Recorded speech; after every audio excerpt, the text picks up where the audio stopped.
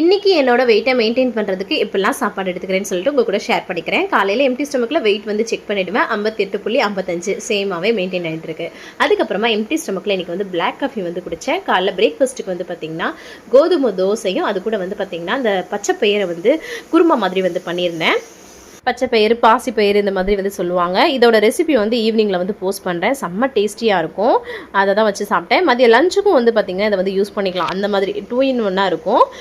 கொஞ்சமாக சாதம், அது கூட நிறைய பருப்பு போட்டு அந்த குருமா எடுத்துகிட்டு அது கூட வந்து பார்த்திங்கன்னா ஊறுகாய் வச்சு சூப்பராக சாப்பிட்டேன். ஈவினிங் ஸ்நாக்ஸ் வந்து அந்த கெலாக்ஸ் முசோலி இருக்குல்ல, அது கொஞ்சம் கிறிஸ்பியாக இருக்கும். அதை தான் வந்து சாப்பிட்டேன்.